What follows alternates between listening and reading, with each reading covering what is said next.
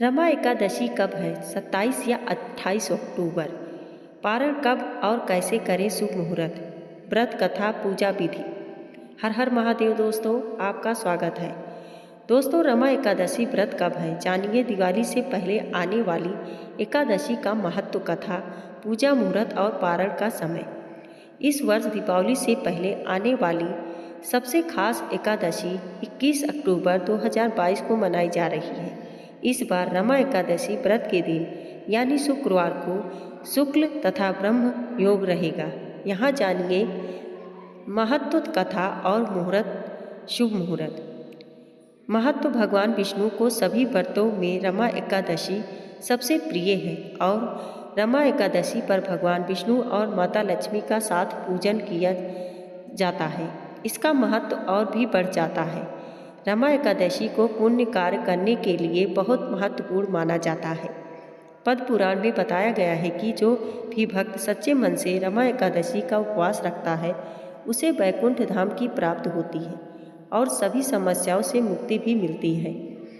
पुरातन ग्रंथों में बताया गया है कि भगवान श्री कृष्ण ने रमा एकादशी के बारे में धर्मराज युधिष्ठिर से कहा था कि इस एकादशी का सच्चे मन से व्रत करने से वाजपेय यज्ञ के बराबर फल मिलता है। धार्मिक ग्रंथों में इसे रंभा एकादशी के नाम से भी जाना जाता है और इसे सबसे शुभ और महत्वपूर्ण एकादशी माना जाता है। यह कार्तिक कृष्ण एकादशी यानी दीपावली के 4 दिन पहले पड़ती है। रमा एकादशी। इस एकादशी की पौराणिक कथा के अनुसार प्राचीन काल में मुचकुंद नाम का एक राजा था। उसकी इंद्र के साथ मित्रता थी और साथ ही यम, कुबेर, वरुण और विभीषण भी उसके मित्र थे। यह राजा बड़ा धर्मात्मा, विष्णु भक्त और न्याय के साथ राज करता था। उस राजा की एक कन्या थी जिसका नाम चंद्रभागा था। उस कन्या का विवाह चंद्रसेन के पुत्र शोभन के साथ हुआ था। एक समय वह शोभन ससुराल आया। उन्हीं दिनों जल्दी ही पुण्यदायिनी एकादशी भी आने वाली थी। जब व्रत का दिन समीप आ गया तो चंद्रभागा के मन में अत्यंत सोच उत्पन्न हुआ कि मेरे पति अत्यंत दुर्बल है और मेरे पिता की आज्ञा अति कठोर है। 10वीं को राजा ने ढोल बजवाकर सारे राज्य में यह घोषणा करवा दी कि एकादशी को भोजन नहीं करना चाहिए। ढोल की घोषणा सुनते ही शोभन को अत्यंत चिंता हुई और अपनी पत्नी से कहा कि हे प्रिय, अब क्या करना चाहिए? मैं किसी प्रकार भी भूखा नहीं सहन कर सकता। ऐसा उपाय बताओ कि जिससे मेरे प्राण बच सके, अन्यथा मेरे प्राण अवश्य चले जाएंगे। चंद्रभागा कहने लगी कि हे स्वामी, मेरे पिता के राज में एकादशी के दिन कोई भी भोजन नहीं करता। हाथी, घोड़ा, ऊंट, बिल्ली, गौ आदि भी तृण, अन्न, जल आदि ग्रहण नहीं कर सकते हैं। फिर मनुष्य का तो कहना ही क्या है। यदि आप भोजन करना चाहते हैं तो किसी दूसरे स्थान पर चले, क्योंकि यदि आप यहीं रहना चाहते हैं तो इसका आपको अवश्य व्रत करना पड़ेगा। ऐसा सुनकर शोभन कहने लगा कि हे प्रिय, मैं अवश्य व्रत करूँगा। जो भाग्य में होगा वह देखा जाएगा। इस प्रकार से विचार कर शोभन ने व्रत रख लिया और वह भूख व प्यास से अत्यंत पीड़ित होने लगा। जब सूर्य नारायण अस्त हो गए और रात्रि को जागरण का समय आया, जो वैष्णवों को अत्यंत हर्ष देने वाला था, परंतु शोभन के लिए अत्यंत दुखदायी था। प्रातःकाल होते शोभन के प्राण निकल गए। तब राजा ने सुगंधित काष्ठ से उसका दाह संस्कार करवाया, परंतु चंद्रभागा ने अपने पिता की आज्ञा से अपने शरीर को दग्ध नहीं किया और शोभन की अंत्योष्टि क्रिया के बाद अपने पिता के घर में ही रहने लगी।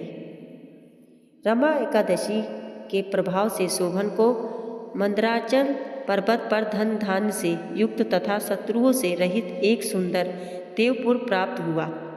वह अत्यंत सुंदर रत्न और वेद दुरिमणि जड़ित स्वर्ण के खंभों पर निर्मित अनेक प्रकार की स्टफिक मणियों से सुशोभित भवन में बहुमूल्य वस्त्र भूषणों तथा छत्र व चंबर से विभूषित गंधर्व और अप्सराओं से युक्त सिंहासन पर आरूढ़ ऐसा शोभायमान होता था, मानो दूसरा इंद्र विराजमान हो। एक समय मुचकुंद नगर में रहने वाले एक सोम शर्मा नामक ब्राह्मण तीर्थ यात्रा करता हुआ घूमता घूमता उधर जा निकला और उसने शोभन को पहचान कर कहा कि यह तो राजा का जमाई शोभन है। उसके निकट गया। शोभन भी उसे पहचान कर अपने आसन से उठकर उसके पास आया और प्रणामादि करके कुशल प्रश्न किया। ब्राह्मण ने कहा कि हे राजा, मुचकुंद और आपकी पत्नी कुशल से हैं। नगर में भी सब प्रकार के कुशल हैं, परंतु हे राजा, हमें आश्चर्य हो रहा है। आप अपना वृत्तांत कहिए कि ऐसा सुंदर नगर जो ना कभी देखा ना सुना, आपको कैसे प्राप्त हुआ। तब शोभन बोला कि कार्तिक कृष्ण पक्ष की रमा एकादशी का व्रत करने से मुझे यह नगर प्राप्त हुआ, परंतु यह अस्थिर है। यह स्थिर हो जाए ऐसा उपाय कीजिए। ब्राह्मण कहने लगा कि हे राजन, यह स्थिर क्यों नहीं है और कैसे स्थिर हो सकता है, आप बताइए, फिर मैं अवश्य वह उपाय करूँगा। मेरी इस बात को आप मिथ्या न समझिए।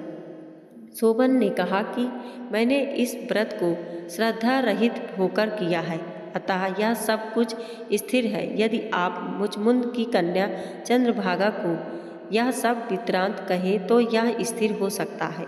ऐसा सुन उस श्रेष्ठ ब्राह्मण ने अपने नगर लौटकर चंद्रभागा से सब वृत्तांत कह सुनाया। ब्राह्मण के वचन सुनकर चंद्रभागा बड़ी प्रसन्नता से ब्राह्मण से कहने लगी कि हे ब्राह्मण, ये सब बातें आपने प्रत्यक्ष देखी है या स्वप्न की बातें कर रहे हैं। ब्राह्मण कहने लगा कि हे पुत्री, मैंने महावन में तुम्हारे पति को प्रत्यक्ष देखा है, साथ ही किसी से विजय ना हो ऐसा देवताओं के नगर के समान उनका नगर भी देखा है। उन्होंने यह भी कहा कि यह स्थिर नहीं है। जिस प्रकार वह स्थिर रह सके सो उपाय करना चाहिए। चंद्रभागा कहने लगी कि हे प्रिय, तुम मुझे वहाँ ले चलो। मुझे पतिदेव के दर्शन की तीव्र लालसा है। मैं अपने किए हुए पुण्य से उस नगर को स्थिर बना दूंगी। आप ऐसा कार्य कीजिए जिससे उनका हमारा संयोग हो, क्योंकि वियोगी को मिला देना महान पुण्य है। सोम शर्मा यह बात सुनकर चंद्रभागा को लेकर मंदराचल पर्वत के समीप वामदेव ऋषि के आश्रम पर गया। वामदेव जी ने सारी बात सुनकर वेद मंत्रों के उच्चारण से चंद्रभागा का अभिषेक कर दिया। तब ऋषि के मंत्र के प्रभाव और एकादशी के व्रत से चंद्रभागा का शरीर दिव्य हो गया और वह दिव्य गति को प्राप्त हुई। इसके बाद बड़ी प्रसन्नता के साथ अपने पति के निकट गई। अपनी प्रिय पत्नी को आते देखकर शोभन अति प्रसन्न हुआ और उसे बुलाकर अपनी बाईं तरफ बिठा लिया। चंद्रभागा कहने लगी कि हे प्राणनाथ, आप मेरे पुण्य को ग्रहण कीजिए। अपने पिता के घर जब मैं 8 वर्ष की थी, तब से विधिपूर्वक एकादशी के व्रत को श्रद्धापूर्वक करती आ रही हूँ। इस पुण्य के प्रताप से आपका यह नगर स्थिर हो जाएगा तथा समस्त कर्मों से युक्त होकर प्रलय के अंत तक रहेगा। इस प्रकार चंद्रभागा ने दिव्य आभूषण और वस्त्रों से सुसज्जित होकर अपने पति के साथ आनंद पूर्वक रहने लगी। जो मनुष्य रमा एकादशी का व्रत करते हैं, इसके प्रभाव से उनके ब्रह्मा हत्या सहित समस्त पाप नष्ट हो जाते हैं और जो मनुष्य इस महत्व को पढ़ते अथवा सुनते हैं, वे समस्त पापों से छूटकर विष्णु लोक को प्राप्त होता है। ऐसी रमा एकादशी व्रत ही महिमा है। पूजा मुहूर्त और पारण का समय। रमा एकादशी 28 अक्टूबर 2024 दिन शुक्रवार। उदय तिथि के अनुसार 6:30 से कर सकते हैं। हालांकि पूरे दिन शुभ योग बने हैं। पूजन का सर्वश्रेष्ठ समय सुबह 7:50 से सुबह 9:15 तक। पारण का समय सुबह 6:31 से सुबह 8:44 तक है। पारण वाले दिन द्वादशी तिथि का समापन सुबह 10:31 पर होगा। दोस्तों, वीडियो पसंद आई हो तो लाइक और सब्सक्राइब करें। धन्यवाद।